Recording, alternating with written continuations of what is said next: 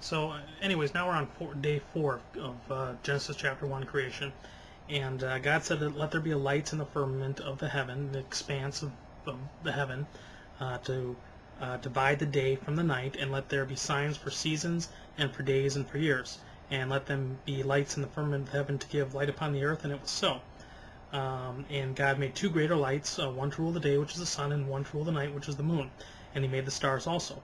So again, he made these things for telling of times and seasons, to be able to measure time by.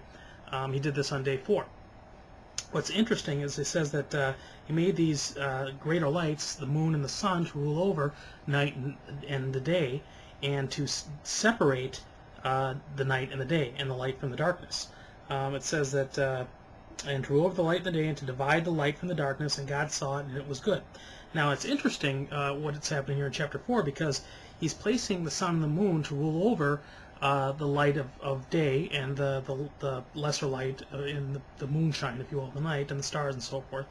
But on day 1, when God said, let there be light, he himself separated the light from the darkness. So God created light and darkness when he first created the heavens and the earth, but then he created 2 objects to rule over the light and the darkness. One was the sun and the other was the moon, and to designate time in this sense. Now, when we go back to the first day, when he created light and darkness, it says that the evening and the morning were the first day. The evening is the word Areb in Hebrew, and of course that means even. It means the even amount of light and darkness. It's a separation point between light and darkness. It's half day, half night. So when the sun's going down, you're at the midway point between night and day.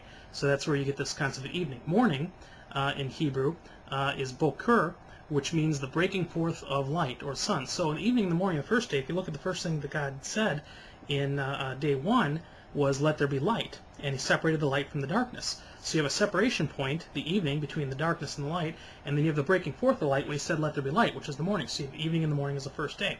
So God created light, he separated light from the darkness, and he had day and night, which he called these 2. But as far as ruling over it, and as far as designating for times and seasons, this happens on day 4 when he creates the sun, the moon, and the stars.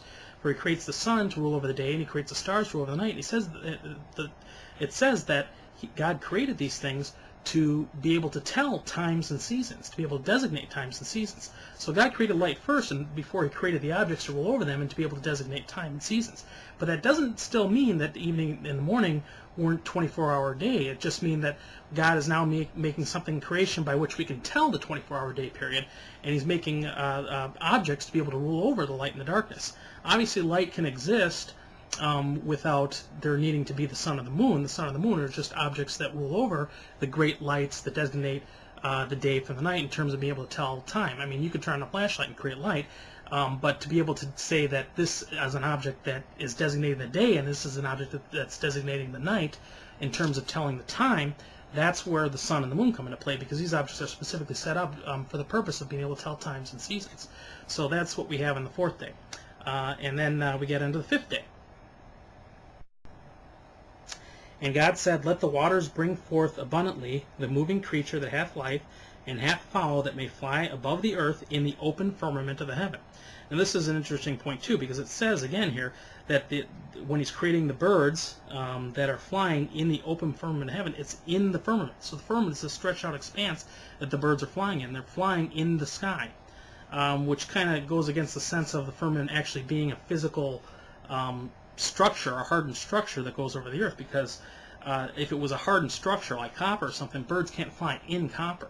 So if it's flying in this stretched out expanse, which is the sky or the heaven, if the firmament is this stretched out area in that sense, it's quite possible for birds to fly in it. So that's why I kind of get the interpretation when I read this, that the firmament is the creation of heaven itself, or the sky, or an open space, in order for the birds to fly in, and even if you go farther and farther out, in order for the sun, the moon, and the stars to rest in. So that's kind of my interpretation of that. So it says that again, we are on let's see, and God created the heaven, the sun, the moon, and the stars, obviously, to rule over the day and night, and to separate the light from the darkness, and God saw that it was good. And the evening and the morning were the fourth day. And then God said, let the waters bring forth abundantly every moving creature that hath life.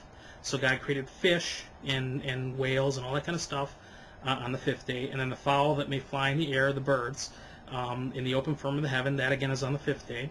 And then God created great whales, which these are the great mammals, to separate, I guess, from the other fish, and every living creature that moveth, which is in the waters, which the waters brought forth abundantly after their kind. So again, they're creating procreation within these animals, in the sense that they give off offspring after the same type. Whales beget whales, birds beget birds, etc., etc.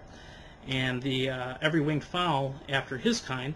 And God saw that it was good, and God blessed them, which is interesting because now we're introducing the concept of blessing upon living things.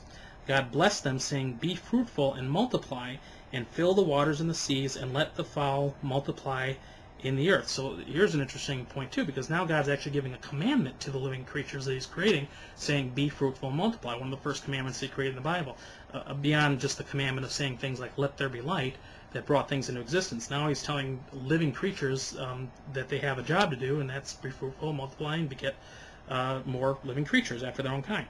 And the evening and the morning were the fifth day, so that's day 5. Then we get to the last day of creation before the day of rest, and that is that God said, let the earth bring forth every living creature after his kind, cattle and creeping things. So he created all the beasts of the field and the mammals, etc., and he created all the lizards and snakes and all that kind of stuff, and the beasts of the earth after his kind. And it was